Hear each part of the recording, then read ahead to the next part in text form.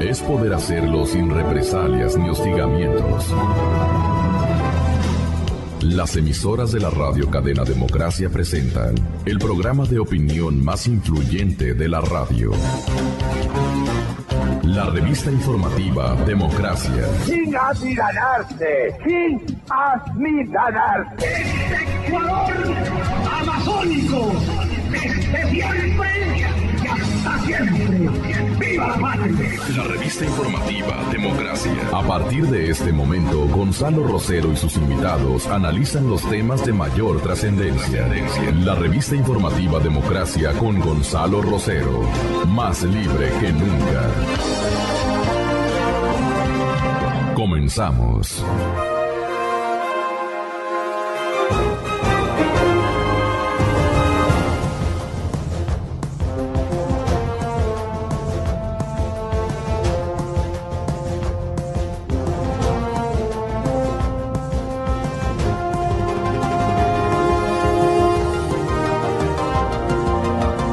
Buenos días, estamos iniciando ya nuevamente esta mesa de trabajo. Saludos en nombre de Gonzalo Rosero y estamos saludando también aquí en los estudios al ingeniero Mauricio Catani y al arquitecto Diego del Castillo.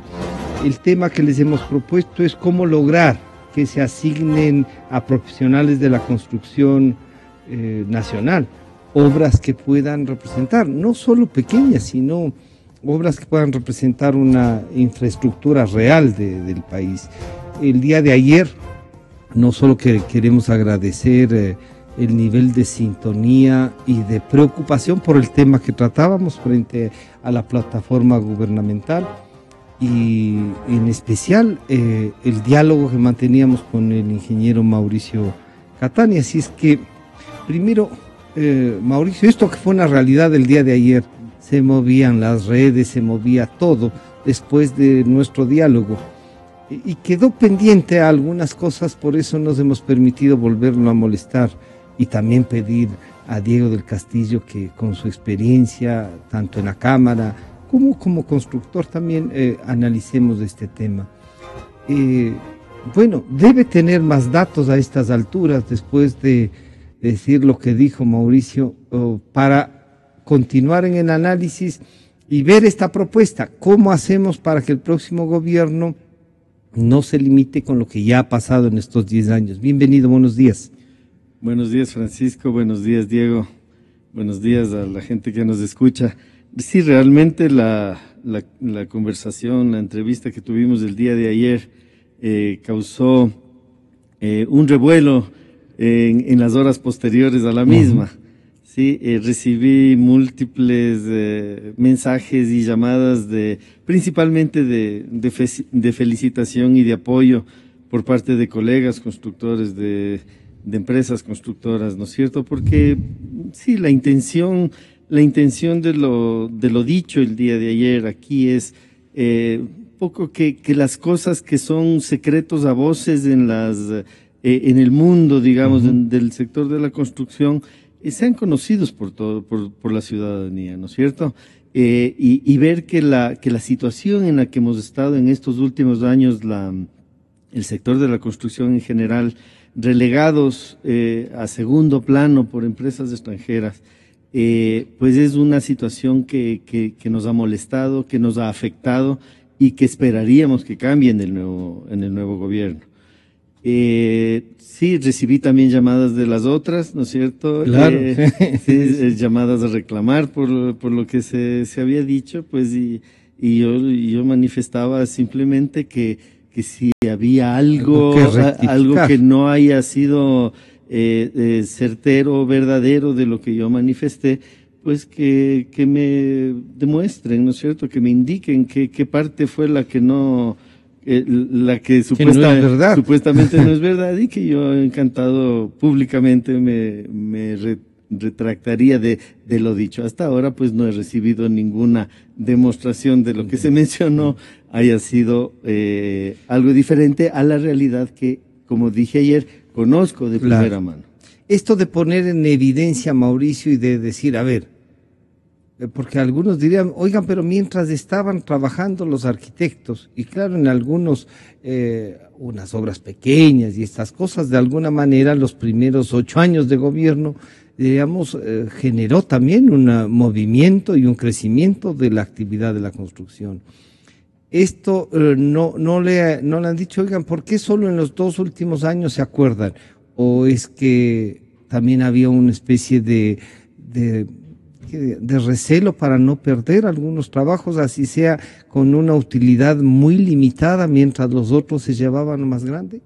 Bueno, yo creo que durante todo el periodo y coincidió que pues en gran parte de este periodo gubernamental yo también fui parte del directorio de la Cámara de la Construcción. Yo creo que el reclamo ha sido permanente. Ya. Sí, no ha sido un reclamo puntual ni del último tiempo, sino el reclamo ha sido permanente en varios ámbitos. No solo en este ámbito digamos, el otorgamiento de las grandes obras del país a empresas extranjeras, sino también en el ámbito del sistema mismo de contratación de la obra pública. ¿Sí? Hemos puesto muchos reparos al proceso, al sistema con el que se estaba manejando la contratación pública en los últimos años. Entonces ha sido una pelea permanente, primero como gremio y ahora ya como constructor de toda la vida, pues tratar de que las cosas cambien y que ahora que viene un nuevo gobierno, ¿no es cierto?, todos tenemos la esperanza de que las cosas empiecen a manejar mejor, siempre bajo el entendimiento de que los profesionales ecuatorianos, las empresas constructoras ecuatorianas, tenemos la capacidad técnica suficiente, tenemos la capacidad instalada suficiente, tenemos el personal humano suficiente para ejecutar y afrontar los retos de estas grandes obras que se han construido en el país. Diego, bienvenido, buenos días. Bueno, la plataforma, y que fue lo que nos permitía analizar, ha sido aprobada de acuerdo a una información del municipio el 24 de abril del 2014 y a través de ordenanza. La aprobaron a través de ordenanza. Y el 9 de mayo del 2014, pocos días después, esa mencionada ordenanza fue suscrita y se entregó, desde esa fecha entró en vigencia. Por lo tanto, en virtud de eso, sí había una modificación, o sea, en el municipio conocían que iba a haber una modificación del colector y ese colector debía tener, frente a esa estructura tan grande, una ampliación. Lo que han hecho es desviarle a alguien, pero además el municipio dice, no nos han entregado todavía, tenemos que ir a revisar si se ha hecho lo que estaba planteado, si cumplen con él, pero ya va a funcionar. ¿Cómo puede pasar eso? Diego, bienvenido. Gracias, y un pequeño Francisco, análisis Mauricio, de eso. Buenos días. A la audiencia. Gracias por la invitación. Comencemos diciendo que todo lo que es obra pública, primero, por pública debe ser conocida por todos los ecuatorianos, todos los pichinchanos, y quiteños en este caso.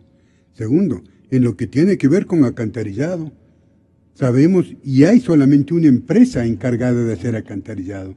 Esta empresa puede hacer por sí o contratando las obras que la ciudad requiere. No he visto en el sector del Amazonas, en el sector de la plataforma, que hayan hecho ninguna obra adicional de alcantarillado. Tenía que haberse obligadamente pedido autorización a la empresa municipal de alcantarillado para hacer cualquier modificación en el sector. No conozco, o al menos no he visto, seguramente estaría cerrada con vallas, con cerramientos provisionales, que yo como ciudadano que transito por ahí, pues al lado está la administración Eugenio Espejo, que es del municipio. No me he fijado o no he visto, seguramente hicieron con cerramientos provisionales. Pero la única empresa que puede construir o puede contratar es la empresa municipal de agua potable y alcantarillado. Pero si esta ordenanza del 24 de abril, que entra en vigencia el 9 de mayo del 2014, tenía previsto y le entregaba a través de ordenanza, el municipio es que haga esta variación. No creo que sea, la ordenanza debe ser para la construcción de la plataforma. pero las obras públicas tiene que hacer el municipio. Ejemplo, si en esa parte hubo alguna variante vial, no es el contratista chino o el contratista de la plataforma el que hace la variante, a menos que el municipio le contrate. O sea, nosotros la obra tiene que hacer el municipio. El municipio. Claro, nosotros los constructores lo que pedimos son autorizaciones para ejecutar nuestras obras. La información dice, frente a una infraestructura tan grande, debía incrementarse la capacidad del drenaje. Esta obra era responsabilidad de la empresa constructora. Yo creo que hay algún error en la información. ¿Sí? Esta es responsabilidad de la empresa municipal de agua potable y alcantarillado. Empresa que tiene, o por delegación o por contratación directa, haber construido la obra. No creo que se haya hecho de esa manera, y si estoy equivocado, sí me gustaría que la empresa nos comente, porque hay algo que sí es bueno aclarar. Toda obra pública, hasta por el nombre, debe ser conocida por todos aquellos que estamos involucrados. Pero de la plataforma yo no he conocido mucho. Al menos yo los presupuestos de la plataforma no los conozco, no sé si llegó a la Cámara. Porque hay algo que sí es doloroso, Francisco y Mauricio, que ha estado tratando el tema, que a los subcontratistas les han pagado casi el 50% del costo total del contrato. Eso es un delito. Y la Contraloría, los colegios, las cámaras, tienen que pedir la información porque hay que averiguar. Porque si esto fuera así, lo que significa es que el 50% de la obra civil se llevaron ¿a dónde? Claro. No creo que a paraísos fiscales. Se han robado. No, se llevaron. Se ganaron, digamos. La compañía que contrató se ganó esa plata. Que no me parece tan lícito. Con lo cual el costo real de esa obra pudo haber salido por menos, digamos, el 60%. Yo le veo desde el otro lado, con lo cual los constructores ecuatorianos perdieron mucho dinero. Mauricio, planteado así, usted hacía los cálculos y le voy a pedir que nos ayude nuevamente. ¿Cómo funcionó esto que nos sorprendió aquello de que el 50% puede ser la ganancia? ¿Es el 50% del valor total de la obra, el 50% de la utilidad generada por esa obra? ¿Cómo es? Ayúdenos a entender usted que ya ha hecho los cálculos. A ver, el tema de los precios que se pagaba los referenciales, podríamos decir, el gobierno, digamos, al contratista principal, en este caso la empresa china, y los precios que pagaba esta contratista principal a los subcontratistas que ejecutaban la obra, ha sido motivo de varias ya discusiones. Incluso el presidente de la Cámara de la Construcción de Guayaquil, Enrique Pita, en algunas ocasiones que ha salido públicamente a hablar sobre el tema, coincide en ese mismo valor. O sea, no es nada, no es información que sea reservada ni información que se tenga que esconder. Es información que la conoce todo el mundo, porque yo sé los precios que me pagan a mí como subcontratista, ¿sí? Y los precios que pagan en el contrato principal también los conocemos. Entonces, es una información que, digamos, la gente que estamos inmersas, de cruzar los contratos. Sí, la gente que estamos inmersas en el medio, pues los conocemos. Entonces, no es ningún secreto, digamos. Simplemente que se ha transparentado hacia afuera, digamos, ¿no es cierto? Como dice Diego, que conozca la ciudadanía cómo funciona. Exactamente. En mi experiencia de la construcción de la obra en la que participé yo como subcontratista, esos eran los números. Unos rubros en más, otros rubros en menos, ¿sí? Pero en promedio alrededor del 50% de diferencia. Como decíamos, ayer después de la entrevista, empecé a recibir mayores datos de algunas empresas constructoras y colegas. Y solo para poner un ejemplo, ¿no es cierto? Una empresa importante del sector del acero aquí en la ciudad, ¿sí? Me comentaba que pues a ellos se les acercaron a pedir una cotización para el tema del acero, ¿sí? Es una construcción, como ustedes habrán visto y es evidente, es una construcción mixta, ¿no es cierto?, entre acero y hormigón, pero tiene un componente mayor, muy, muy importante de construcción en acero. Se acercaron a las empresas más grandes, ¿no es cierto?, de este sector a cotizar el acero, ¿sí? Y el precio que les estaban pagando a las empresas nacionales, ¿sí?, era de $2.15 por kilo de acero. $2.15. Sin embargo, el precio que se pagaba al contratista principal era de $3.66 el kilo. Entonces, por ejemplo, solo poniendo el ejemplo de ese rubro, ahí tenemos alrededor de un 70% más de lo que se pagaba la Fábrica Nacional por el acero, de lo que el Estado le pagaba al contratista principal. Un 70%. Así es, de 2.15 a 3.66. Claro. ¿Sí? Ese es un ejemplo, ¿sí? Pero en todos los rubros de obra, repito, unos más, otros menos, pero en promedio se manejaban esas diferencias y con lo cual yo coincido repito una vez más, con lo que ya se ha expresado en otros medios por dirigentes gremiales que también manejan las mismas cifras. Diego, entonces, aquí hay que hacer algo y hay que hacer un planteamiento. Antes de pasar a esto que deberá analizar el próximo presidente, ¿qué hacer con esa obra? Alguna respuesta técnica, no es que se tiene que demoler ni cosas por el estilo, pero dicen que ya son $800,000 costaría arreglar lo que ha pasado. Si no hay entrega-recepción, por más que la hayan inaugurado, hay que ver si es que la lluvia con un poco de viento hace que entre el agua, por dónde está entrando el agua. ¿Te has dado una vuelta para ver cómo está la plataforma? No me he dado vuelta porque a mí me hace daño el invierno. La lluvia con viento. Bueno. De todas maneras, toda obra pública requiere de fiscalización. Lo primero que habría que hacer es pedir a la fiscalización un informe completo. ¿Qué pasó? Adicionalmente, Mauricio, como constructor, sabe que los constructores, cuando hacemos obra pública, tenemos dos recepciones. La recepción provisional y la recepción definitiva. En la provisional encontramos defectos, errores, que deben ser... ¿Qué pasa? La construcción no es matemático. Tenemos errores, tenemos inconvenientes, siempre hay pequeños defectos. Pero para eso estamos los constructores, para solucionar. Por eso no me extraña cuando se encuentra fallas en una construcción.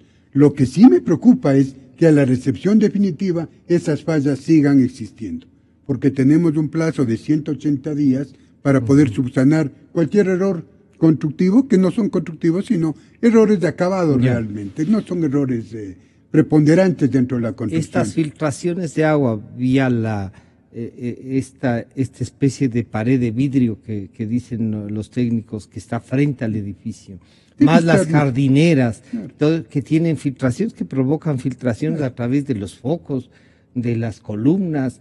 ¿Qué es eso? ¿Eso falla así? Esta es una construcción mixta en acero y en hormigón, y por lo tanto, por el tamaño, por el dimensionamiento de las losas, tiene que tener muchas juntas.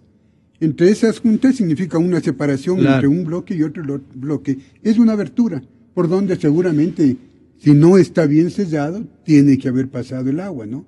Pero eso, más que falla constructiva, es una falla de fiscalización que tenía que haber obligado a impermeabilizar todo lo que tenía que impermeabilizarse. Si entran agua por las ventanas, seguramente, o el vinil que se coloca en los hilos de la ventana, o el silicón, está mal colocado, que también el fiscalizador tenía la obligación de revisar. El fiscalizador es el alma de la construcción, que debe trabajar con mucha paciencia con los constructores para ir haciéndoles ver si alguna falla, algún problema existe.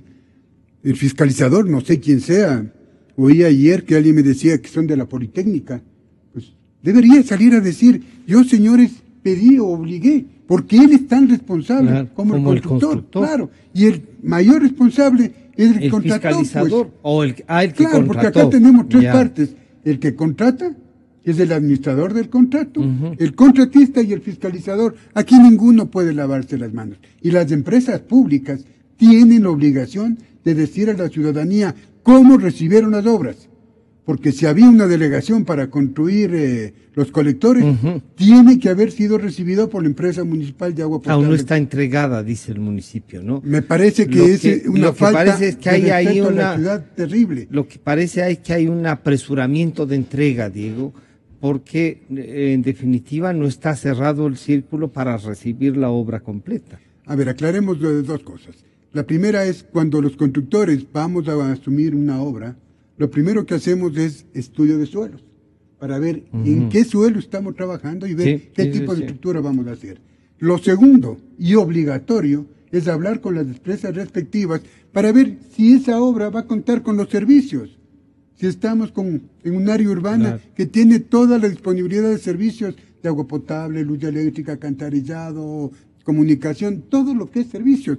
Y además tenemos la obligación de solicitar ese servicio. O sea, no es que nosotros, porque construimos una obra público-privada, vamos y ocupamos las redes públicas como que fueran nuestras. No, señor. Y es el municipio, la empresa respectiva, la que autoriza, dependiendo que la capacidad de agua potable. Pero la capacidad... si el 24 de abril y con 9 de mayo del 2014 les autorizaron y se dieron esa obligación, tienen ustedes como constructor, ustedes hagan. Yo no creo que sea tan así, tan teórico como dicen. ¿Logras tú respaldar al régimen cuando dices, nunca es el culpable los que han hecho? Siempre hay algún otro. No. Siempre somos culpables todos aquellos que estamos involucrados. No me estoy saliendo de la culpabilidad, porque yo construí, si construí mal, tengo que aceptar la culpabilidad. Pero lo que sí debo decir es que esta culpabilidad es compartida con mucha gente. Ejemplo, nosotros los constructores construimos un proyecto inmobiliario, una urbanización, Mauricio, que es normal dentro del sector de la construcción, que entre paréntesis, todas las obras las hacemos nosotros. Antes que nos den el permiso de habitabilidad o el permiso de comenzar las obras en el caso de las urbanizaciones, ¿quién nos recibe? Las empresas respectivas, ¿no es cierto? Entonces nosotros le entregamos a la empresa respectiva la misma que lucra, la misma que lucra con el dinero de los privados, porque cuando hacemos urbanizaciones, todo lo que los rodea, todos los terrenos que les rodean, se benefician de las obras que gastaron, ¿quiénes? Los promotores inmobiliarios, todo lo que es luz, todo lo que es agua, todo lo que es alcantarillado, ¿quiénes construimos? A nuestro costo y entregamos para que la empresa... Pero esa es una obligación. Esa es una obligación. Claro, pero es una obligación. Pero no es que lucra, porque parecería entonces que el municipio está ganando plata. Y la empresa está ganando plata. Pero para hacer las otras cosas. Para dar a los vecinos, ¿no es cierto? Entonces los vecinos tienen que pagar la conexión a la empresa municipal y ahí con dinero invertido de quién. Del sector privado. Mauricio, claro, a veces digo, se ponen esto, parece que es el Cristo crucificado. Pero si es que hay esta sesión de la obligación, en esta plataforma, ¿usted tiene idea de si ya se ha entregado todo y si hay un acta de entrega-recepción? No sé si lo provisional o lo definitivo, que tiene que ver tanto con el municipio como los que les encargaron y les contrataron. A ver, en el boletín de prensa que sacó el municipio, ¿no es cierto?, al respecto del tema del colector, claramente dice que las obras a ellos no se les ha entregado. Sí. Hay la información de que el tema del desvío del colector era una parte integrante del contrato de construcción. Como bien decía Diego, es novedoso ese procedimiento, pero así la información así lo dice. Pero la empresa de agua potable y alcantarillado claramente ha dicho que ese trabajo a ellos no les ha sido entregado. ¿Sí? Entonces, en ese sentido, pues habría que esperar. ¿Se puede inaugurar un edificio sin hacer esa entrega, Mauricio?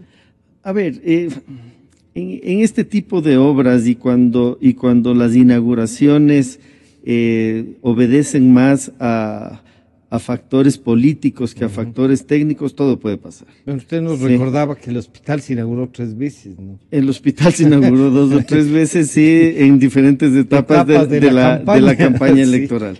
Sí, incluso algunas de esas inauguraciones cuando todavía no existía ni siquiera mobiliario ni equipamiento. Ya. Pero, por ejemplo, aquí en esta plataforma también existía pues el deseo del gobierno saliente de dejar inaugurada antes de que finalice su periodo, ¿no es cierto? Sí. Entonces, sí, yo me imagino que en el estado que está ahorita de construcción y viendo que ya hay algunas instituciones que están empezando a laborar ahí, pues deben estar en todo el proceso de la entrega provisional, como bien decía Diego, ¿no es cierto? Pasados 180 días se hará la entrega definitiva. El mismo procedimiento se aplica hacia los subcontratistas por parte de la empresa principal. Usted tiene la relación con la empresa principal. Exacto. Ojalá les estén firmando ya también las liquidaciones, las recepciones provisionales.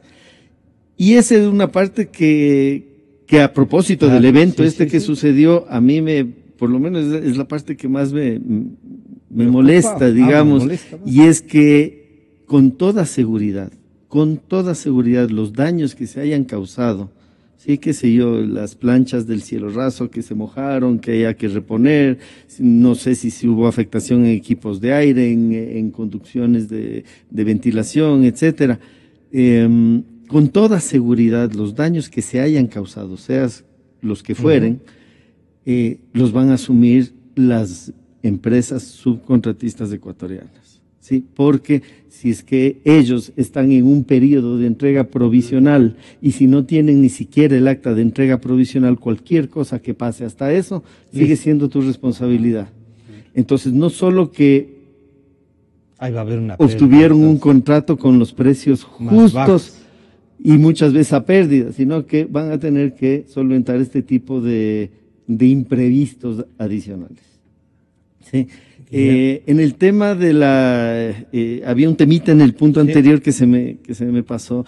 En toda esta información que recibí el día de ayer, ¿sí? Recibí unos comentarios de un ingeniero estructural, un ingeniero PhD en estructuras metálicas, ¿sí? Que fue consultado por la empresa contratista extranjera, fue consultado al inicio de la obra para que dé una evaluación acerca de la estructura como estaba. ¿Sí? Y él me pasó algunos datos muy interesantes. Por ejemplo, me decía que él hizo la evaluación de la estructura y tiene la estructura como está actualmente construida, tiene una cifra de 90 kilos por metro cuadrado de acero. A su criterio, eso, como digo, es un experto estructural y en diseño sísmico en acero. ¿Sí? A su criterio eso estaba sobredimensionado. ¿Sí?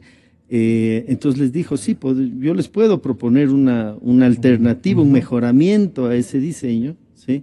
Si es que es solo en acero, se podría bajar alrededor de 60 kilos del metro cuadrado. ¿Sí? Y si es que es la estructura mixta como está hecha actualmente, que son partes en acero, partes en hormigón, o columnas de acero rellenas de hormigón, etcétera, se podría bajar a 40 kilos del metro cuadrado. Es decir, menos de la mitad de lo que está colocado actualmente. Él les hizo la propuesta, ¿sí? No fue aceptada por la empresa contratista. Claro, es que era un costo bajísimo eso. ¿Sí? O sea, se hubiera ahorrado el proyecto, claro, una cantidad importante, una cantidad importante de plata. No fue aceptada. Él dijo que les hizo la propuesta, que no obtuvo respuesta al respecto. Y sí, o sea, ahorita está construida de esa manera y a su criterio, ¿sí?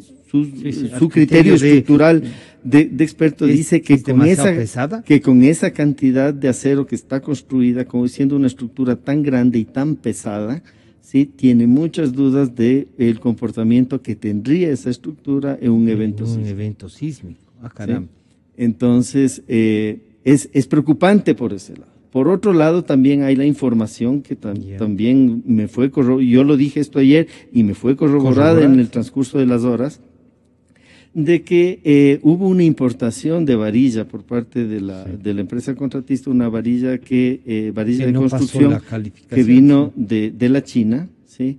El punto importante aquí es que no se siguieron todos los procedimientos que se deben seguir cuando se importan materiales, ¿sí? No se pasaron las normas INEN de calidad, ¿sí? y sin embargo se permitió la desaduanización de ese producto. ¿Sí? Pese a que no pasó. Sí, gracias a la intervención de Fedimetal, en este caso, que agrupa a todas las empresas del metal, ellos pusieron el reclamo, ¿no es cierto? Y hicieron gestión ante varios ministros, ante varias autoridades, ante el director del INE, ¿sí? Y gracias a esta presión que realizaron durante varios meses, ¿sí? El INE sacó un informe diciendo que esa varilla no cumplía las normas ni de elongación ni de fluencia que debía cumplir según las normas ecuatorianas y más que nada según lo que estaba en el diseño estructural del edificio.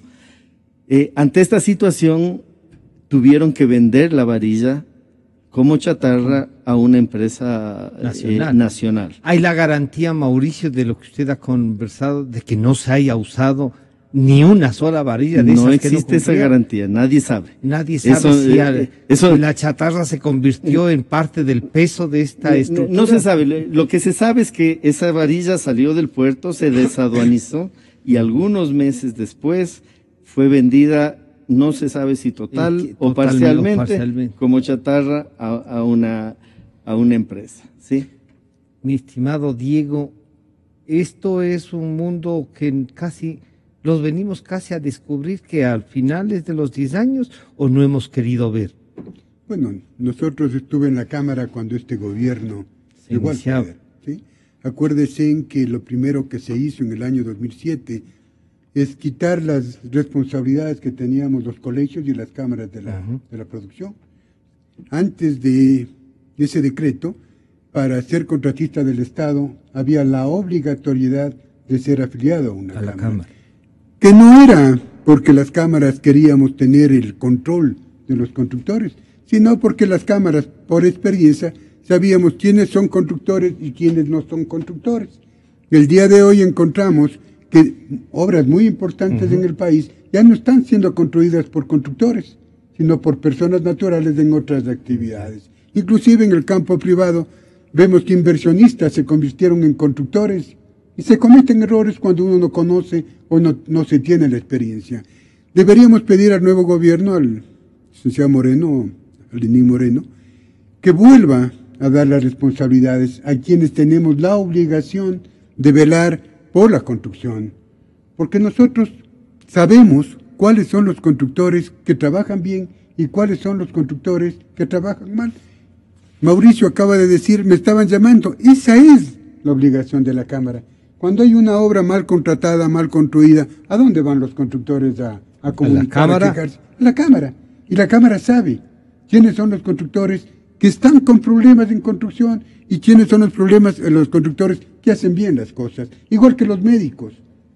Si un médico no tiene su currículum conocido, ¿cómo le puedes tú certificar que tiene o no tiene la experiencia para atender a una persona? Para eso estaban los colegios médicos también, para hacer los concursos y hacer las aplicaciones. Lo que pasa es que también ahí se distribuía, cosa que puede ser buena, se distribuía el poder. Y a veces algunas cámaras, algunos colegios profesionales comenzaban a vetar y comenzaba en cambio la amistad vía las cámaras, vía los colegios, ¿o no pasaba eso? Podría verse ese caso, porque nosotros no somos tampoco los santos del país, ¿no? Podría haber, pero de lo que yo conozco, de la experiencia que tengo, ha sido más positiva la presencia de las cámaras que negativa. Ahora, si hay errores, es muy fácil, ¿no es cierto? Nosotros alguna vez en la Cámara propusimos que la calificación de un profesional en la construcción sea simplemente por declaración juramentada. Claro. Si yo soy constructor, tengo tantos años, tengo esta experiencia, voy y me califico. Si no cumplo con lo que estoy diciendo, la ley nomás lo único que puede hacer es recogerme preso por declaración juramentada errónea, ¿no? Claro. O sea, hay muchas cosas que hacer. O sea, no tenemos para qué gastar mucho. Lo que tenemos que hacer es confiar en la gente. Diego, ¿cómo hacemos para garantizar, si se desaduanizó esta varilla, que no se haya usado? Muy difícil. Es muy difícil. Muy difícil. Pero de alguna manera, si se desaduanizó y se vendió como chatarra, ahí debe estar el peso, debe estar la cantidad. Debe estar la cantidad. ¿Quién debería hacer este trabajo?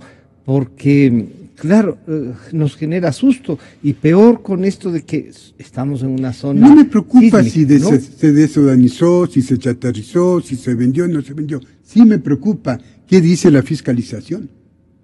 Porque la fiscalización debía haber impedido el uso de esa varilla. Ya. Si la varilla está vendida, chatarrizada, Eso ya vuelta está a fundir, ese es otro tema. La pregunta es, ¿se utilizó Eso, o no se claro. utilizó en la obra? Y si se utilizó, hay una historia, hay un libro de obra donde debe estar recogido todo el proceso. Esa es una imagen desde inicio a Como fin. la bitácora del la barco, bitácora de sí. la obra.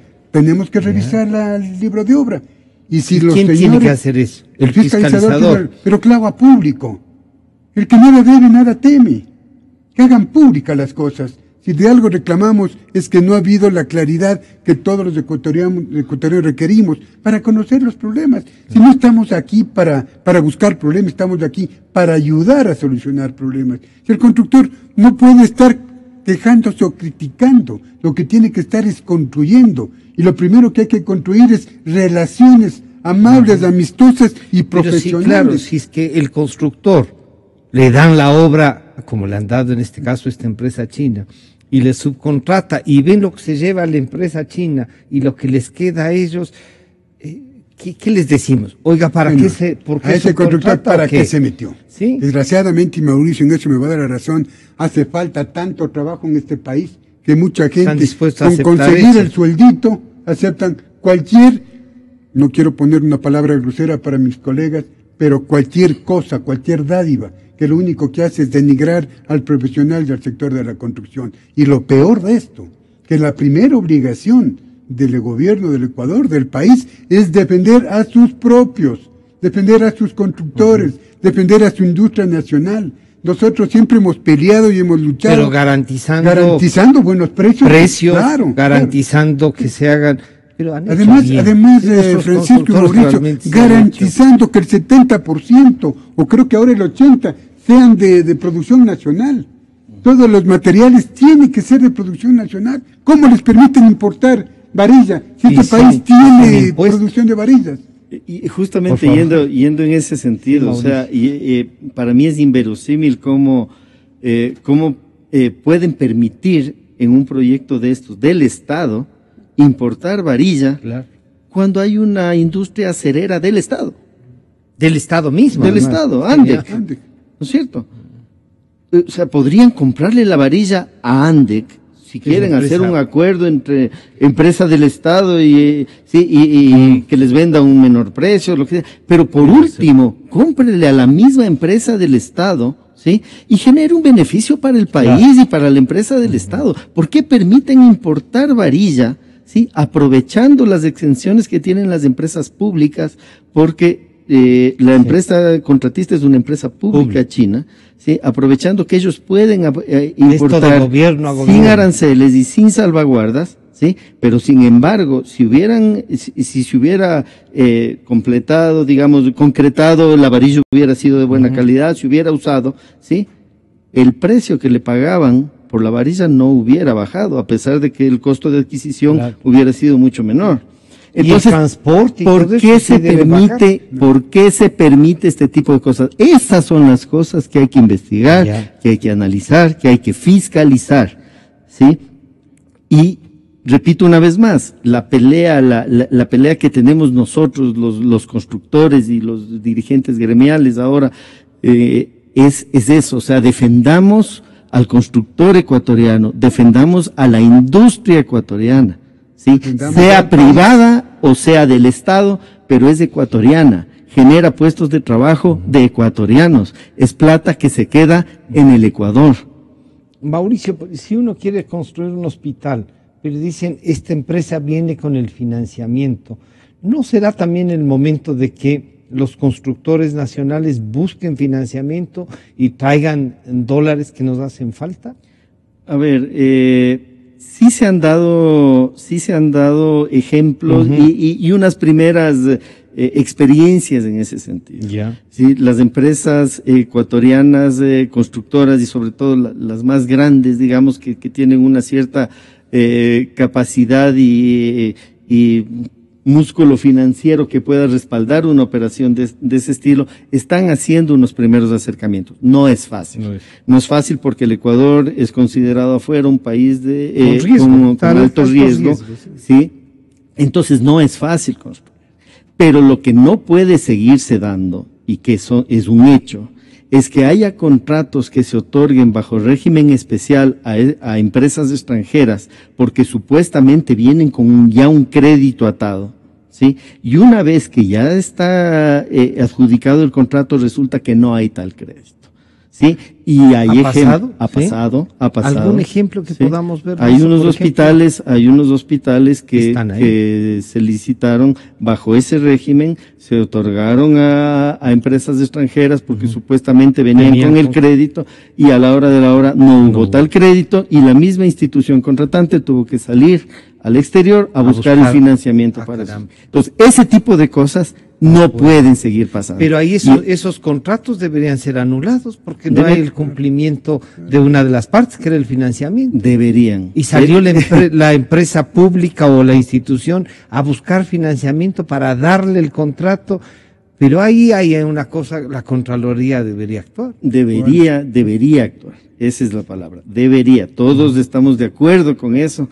Sí, pero el punto es que, y digamos el meollo del asunto y lo que nosotros queremos dejar sentado y expresar aquí, es que no se puede competir, las empresas ecuatorianas no podemos competir contra este tipo de regímenes especiales, este tipo de exenciones que tienen las empresas extranjeras, no podemos competir simplemente con eso. Y eso es un tema que nos ha puesto en la situación en que estamos actualmente, ¿no es cierto? Repito una vez más, relegados al papel de subcontratistas.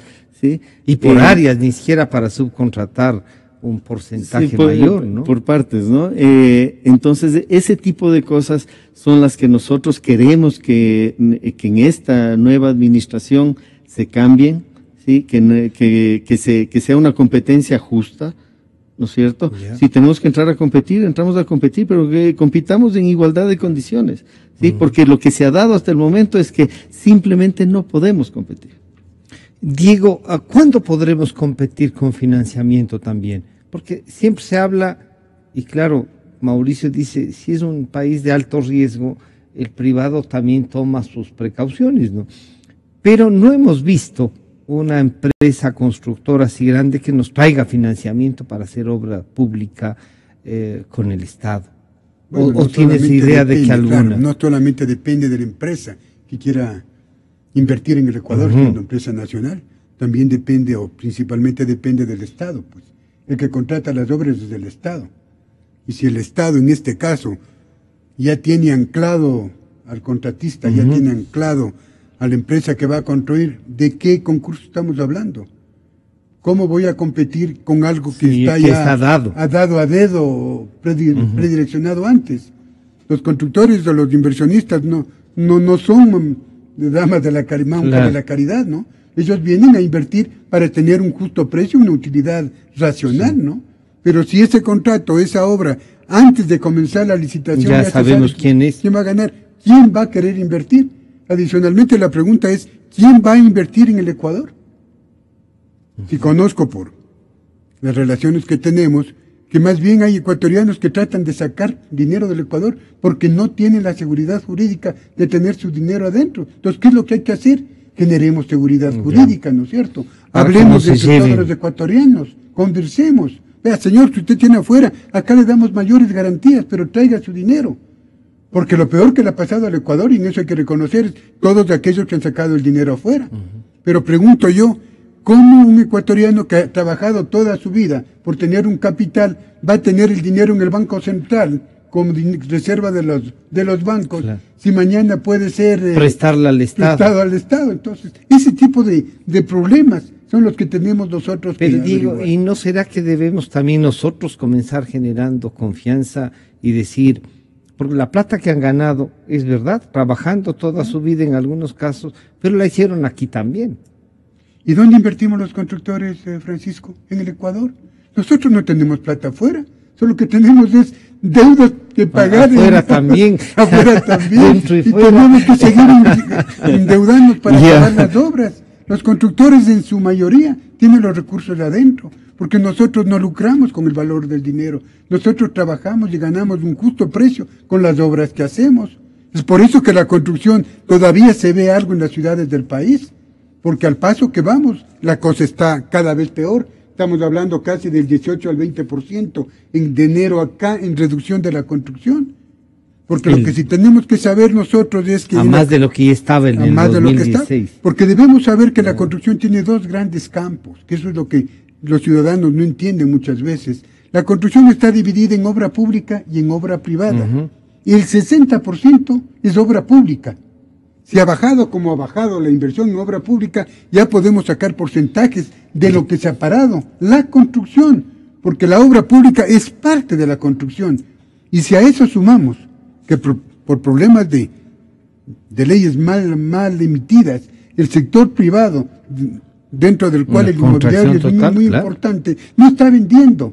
Entonces, un constructor que iba, tú hablaste el otro día con un constructor acá, que tenían programado 3, 4 edificios en este año, están paralizados, no van a comenzar. ¿Por qué? Porque tienen el temor de que no se venda. Y si no se venda, ¿qué pasa con esas deudas? Claro. Entonces, ¿cómo pedimos a un constructor que invierta si no hay recuperación de esa inversión? O sea, el negocio está en buscar liquidez y en buscar ventas y en ser cada vez mejores en nuestra actividad. Pero requerimos del gobierno, y permítame pedirle al presidente Moreno, apoyo, transparentemos. Si tenemos errores, que seamos juzgados de la manera más dura, porque no somos de las personas que decimos que nosotros hacemos todo perfecto. No, hay errores en la construcción, pero mejoremos, pero no satanicemos.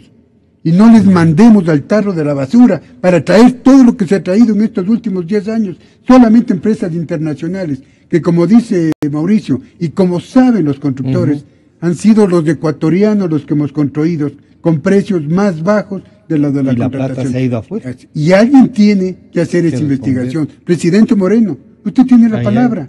Los constructores exigimos transparencia en todo lo que ha pasado. Todavía estamos a tiempo de unir los ecuatorianos para sacar juntos, porque la construcción es eso. Si tú quieres construir, Mauricio, Francisco, tienes que hacer equipos de trabajo. Los constructores no somos una sola persona, somos de equipos, no solamente profesionales, también de obreros, y los indirectos, las empresas que tienen todo ese producto para la construcción.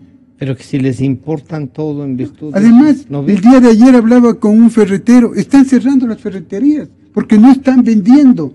Bueno, que se frieguen, los ferreteros ya tienen plata, diría la mayoría ecuatoriana, y los empleados de esa ferretería a la desocupación. Esto es una cadena.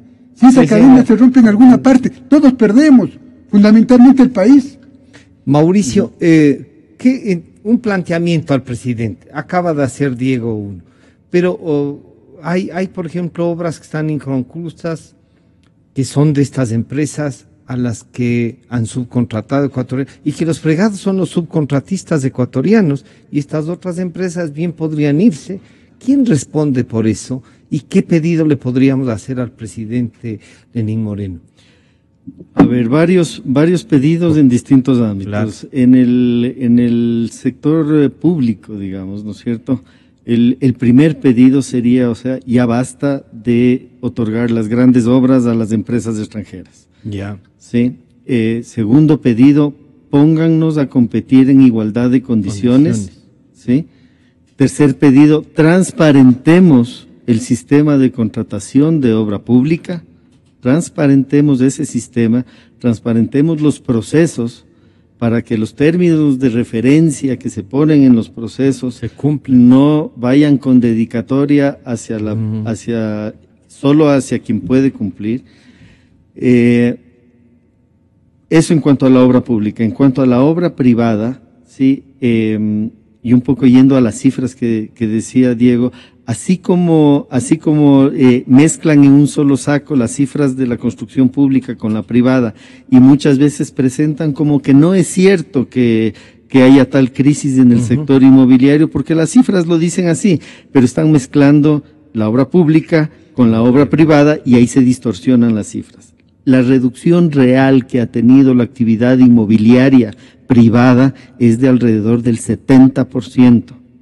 ¿Sí? Cuando se mezcla con la obra pública, las cifras oficiales dicen que es alrededor no menos del 10-12%. ¿Sí? Pero la realidad es que hemos tenido un parón, una falta de ventas, una paralización de proyectos de alrededor del 70%. Pero debe ser acumulado. Acumulado, claro. Así es. En ese sentido, nosotros necesitamos urgentemente una revisión de la ley de plusvalía. Nosotros ya hemos tenido acercamientos en ese sentido.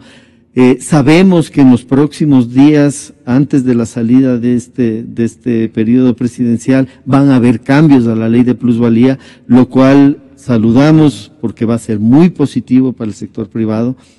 Mandarán un proyecto de ley que reforme a la que aprobaron. Sí, entiendo que incluso ya están poniéndolo en el orden del día de los próximos, de la agenda que tengan de aquí hasta el fin de este periodo, ¿no es cierto? Ya conocemos que está en el orden del día. Todavía tenemos un par de reuniones más pactadas para esta o para la próxima semana, ya solo para afinar detalles, porque nosotros... ¿Plusvalía y herencia será o solo plusvalía? Solo plusvalía. Tenemos estas reuniones porque en las reuniones previas nosotros documentadamente con cálculos y con simulaciones les demostramos que realmente estaban haciendo mal los cálculos. ¿Sí? La calculadora del SRI, que la usaron tanto de ejemplo para el cálculo de la plusvalía y para decir que no había la afectación, tenía un error de cálculo, ¿sí? Entonces todas esas cosas se están recogiendo, ¿sí? Y una vez más, saludo la buena disposición que han tenido a escucharnos y aceptar que habían errores y sobre todo que la intención inicial que tuvieron los mentalizadores de la ley no se vio plasmada fielmente en lo que salió de la Asamblea. Además cambió. Entonces ellos ya se han dado cuenta de eso y por eso es que van a ver estos pequeños, nos han dicho unos 2 o 3 cambios importantes, pero no es la totalidad de lo que se debería arreglar en esa ley. Debería entonces el sector de la construcción, si ya va a ingresar un proyecto de reformas, plantear un aumento de lo que se requiere y ponerlo de herencias, aprovechar que hay para que se incluya en el primer debate y luego en el segundo, y que tengamos una ley que más o menos calme lo que está pasando. Bueno, justamente eso es lo que hemos hecho, hemos puesto nuestras propuestas sobre el tapete, han sido acogidas, pero por cuestiones formales y sobre todo de tiempo. Ya este periodo está acabando, ¿no es cierto? Sí, ya se acabó. Y sobre todo de tiempo, y cualquier modificación, o por lo menos las más importantes, tienen que hacerse vía, como se hicieron vía ley, ¿no es cierto? Hay algunas otras menores que de pronto se está estudiando si es que con el reglamento mismo que estipula la ley se pueden regular vía reglamento, pero las cosas sustanciales, las cosas principales de esta ley tienen que modificarse vía ley, ¿sí? Entonces, y el tiempo ya se acaba, ya este periodo está acabando y la idea es que antes de que termine, dejar por lo menos arreglando lo sustancial y quedarnos con una pelea posterior en el siguiente periodo para estas cosas que de pronto se puedan regular vía reglamento. Diego, se menciona a doña María Alejandra Vicuña como la posible ministra de Vivienda. No hemos visto todavía un nombre para ministro de Obras Públicas. ¿Qué mensajes recibiríamos si esos nombres se concretan y son? ¿O los nombres no importan? No, más que los nombres, lo que importa es su especialidad, lo que importa es su experiencia, su conocimiento de los temas. Sé que esta señora Vicuña fue asambleísta, ¿no? Sí, ha sido asambleísta del Guayas. Afortunadamente estoy separado de la Cámara casi 7 años, no estoy en el día a día, y eso es bueno porque cuando uno tiene una visión distinta también desde la dirigencia, sí, claro. Además, estando en la Cámara, uno tiene un acercamiento con este tipo de funcionarios, ¿no? Entonces, no podría hablar ni bien ni mal de la señora, pero sí me gustaría que para escoger las autoridades en el sector de la vivienda, en el sector de la vialidad, en el ministerio, se priorice o se busquen nombres, gente que conoce en el sector. Seguramente de Alianza País que ha de haber gente que sepa de estas materias. No estamos pidiendo que se abran las puertas todavía, ¿no es cierto? Porque tendrán que abrirse algún momento. ¿Sí? Tienen que abrirse. A otros sectores, claro, además. Tienen que abrir sectores porque ha sido muy cerrada la administración de estos 10 años de Alianza País. Una concentración una incluso concentración en eso. de su gente, ¿no? Que me parece, para mí, no prudente, para otros puede ser que esté bien. Parte de, claro. Nosotros no vamos a juzgar, lo que sí vamos a juzgar son los resultados. Y en lo que tiene que ver con vialidad y con vivienda, no son buenos los resultados. Tantos no son buenos, acuérdate que alguna vez conversamos con el dinero que recibieron del terremoto en el 2016, en Manabí se podían haber construido 100.000 viviendas de $10.000, eso significa $1.000 millones. Estado por Manabí, tal vez Mauricio ha visitado, tú también conoces. 19.000 viviendas. Pero se han hecho, prácticamente sería la ciudad de Ambato, pues creo que tiene 400.000, 500.000 habitantes, ¿no? 100.000 viviendas significan 500.000 personas viviendo. Y no vemos, ¿no? Entonces, habrá que preguntar a dónde está la plata. El doctor Vladimir Álvarez debería volver a preguntar a dónde se fue la plata, porque en alguna parte tiene que estar, ¿no? Esa es la obligación de este gobierno. Si hicieron malas cosas, por favor, transparente. Presidente Moreno, es su obligación. El país le va a juzgar no por lo que deje de hacer, sino por lo que va a hacer. Y en ese hacer, tenga la seguridad que si lo hace bien, todos los ecuatorianos vamos a estar apoyando. Porque este país no es solamente de Alianza País, tienen que entender. Este país no es tampoco de opositores, este país de todos aquellos que vivimos acá. No nos dividamos entre opositores y gente del gobierno. Entre buenos y malos. Buenos y malos, y los demás, y los que creemos y trabajamos porque cambien las cosas en este país. ¿En qué línea estamos? Nuestra línea es de la construcción. Juntémonos, unamos esfuerzos, accionémonos juntos, y por favor, si hay algún error, casa adentro discutamos.